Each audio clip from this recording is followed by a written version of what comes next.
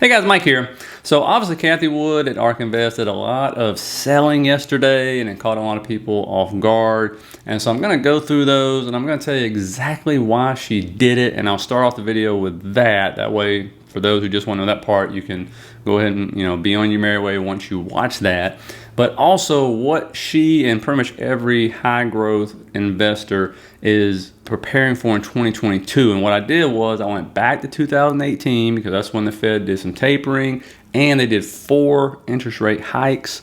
You know me and my charts, I was able to put those with the exact dates on the charts, and I used the QQQ, the NASDAQ, because that to me, is about the closest I'm going to get to, looking at ARK.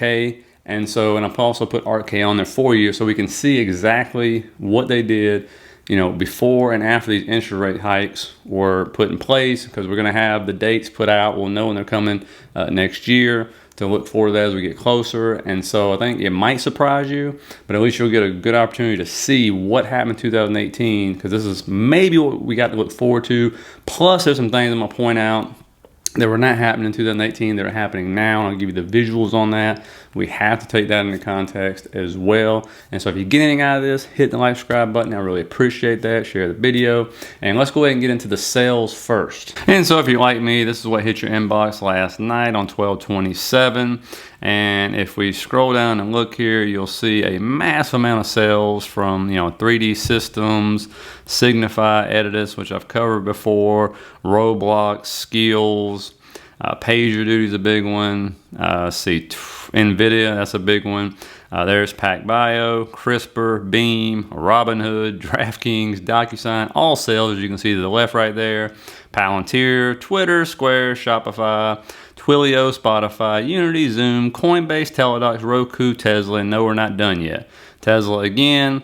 Then you got Snow, Peloton, Facebook, which is pretty much just a holder for them. PagerDuty, Cloudflare, Nano Dimensions still has Robinhood again.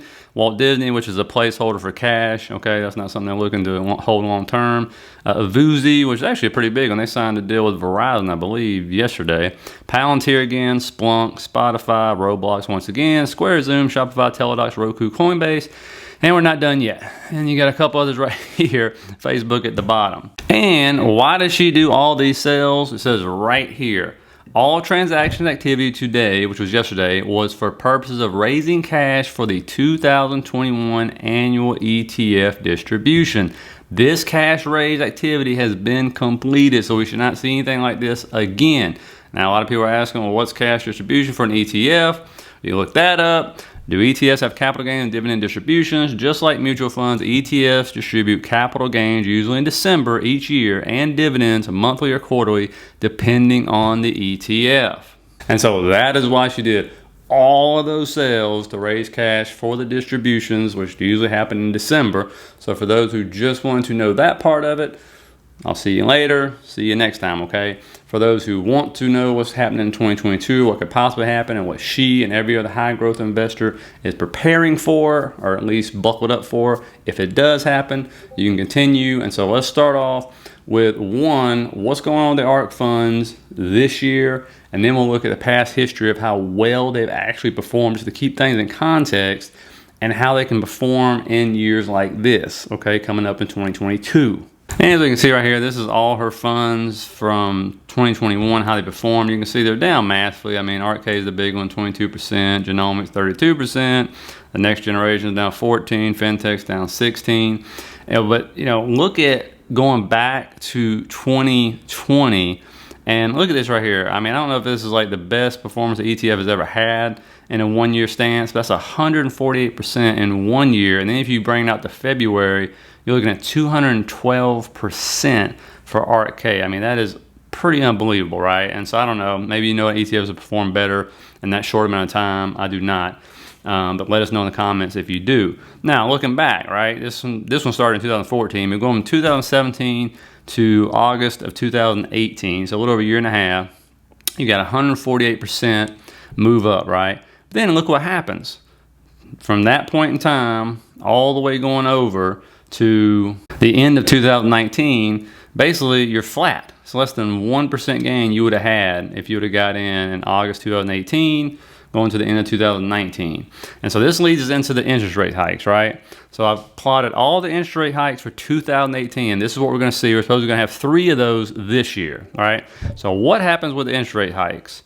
Here you go. You end up having a big drop on the QQQ. You get a 15% drop on ARK, all right? The next interest rate hikes, QQQ goes down 5%. ARK does about the same with a little bit over 5% itself. And then after the second one, you see a nice run up of 10% in ARK. But then this is when things get really hairy in the second half of the year. The third interest rate hike, you end up doing a 15% drop on the QQQ. And ARK drops about the same. And then for whatever reason, even though the market was in basically a correction right here, they decided to do a 4th interest rate hike. And this just sent it over the edge, which was already, because it was kind of moving up. And then this just sent it down even further. And you get another 15% drop in the QQQ. And then we end up getting an even bigger drop in ARK of around 19%. And if you look at the total drop from the 3rd and 4th interest rate hike, you're looking at a massive drop of 28% over a 112-day period. So basically the whole second half of that year was just wiped out. And to show you how the Fed knows they screwed up that year, in March 2019, they come out and decide to hold any more interest rate hikes. And this announcement came 3 months after the central bank said 2 hikes would be appropriate in 2019. And of course, what happened from 2019 and 2020, ARK goes on a 40% run in that year. And of course, this is what leads people to believe that in 2022, even though the Fed has announced 3 possible interest rate hikes, they've canceled them in the past before. There's a good chance if the market is really volatile or we're having corrections, that they will cancel them again, because the truth is, which one's more important to them, holding up and propping up the stock market or actually fighting inflation? That begs to differ. Let's remember, where is the Fed presidents and all their money and Congress's money at? It's in the stock market, right? What does inflation, or who does inflation affect more than anybody else?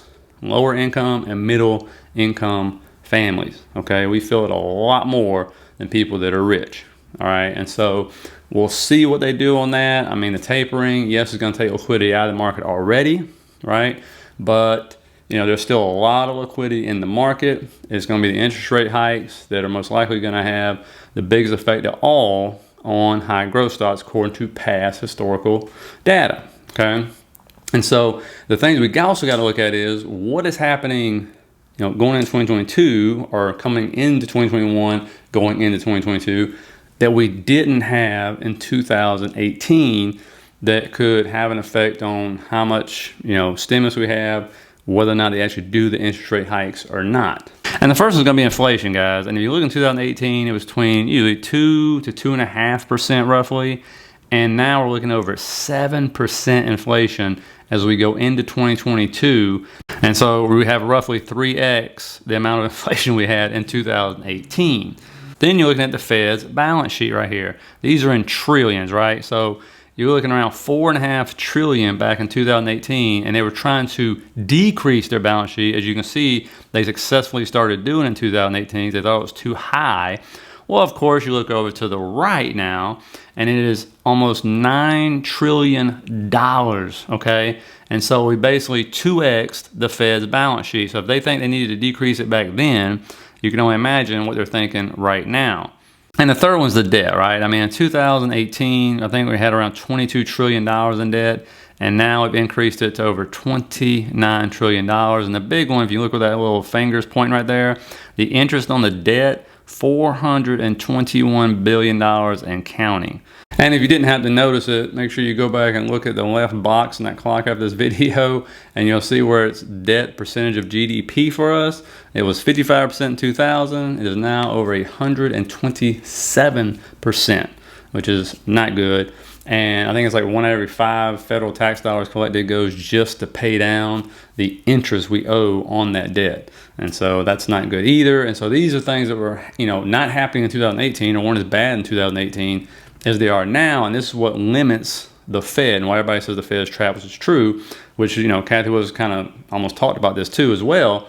which is they can't, just go crazy with interest rates, right? Because they'll literally be raising how much it will cost for us as a country to borrow money.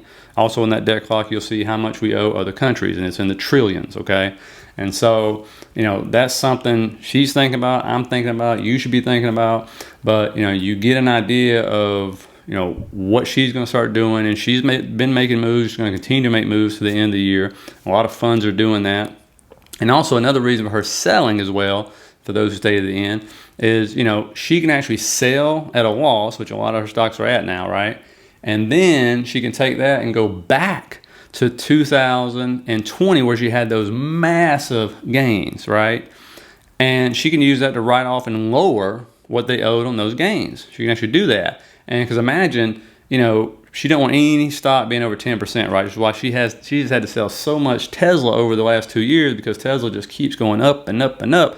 And if she never sold, Tesla would be like 25% probably of her portfolio, if not more at this point in time. But she doesn't want more than 10% or can't have more than 10% of a stock in any of the funds. And so that's why she has to sell and take gains if they continue to go up. But this year has been a rough year. So now she can lower the tax bill from last year. And so that's another reason. And so it's something to think about as well. And the other question I was going to pose to you guys, and let me know in the comments, I just never really thought about it, but the other day I looked and I didn't know Cathie Woods was 66 years old. I honestly thought she was in her 50s or something. And my question I posed to you is, how much longer do you think she's going to go for? Because she's worth a lot of money, right? And do you think she's going to be one of these people that go into their 80s? And if she does decide, I'll say she retires at 70. Like, do you think there's going to be a drop in the funds because she's pretty much the face of Ark? It's kind of like her baby and stuff. And so do you think there's going to be a drop off in people's, investing or anything like that? Or do you think it'll continue to be just successful without her? That's my question to you. So hit me up in the comments. Let me know if you got anything out of this. Hit that like, subscribe button. I really appreciate that, guys. And I'll end up seeing you guys tomorrow.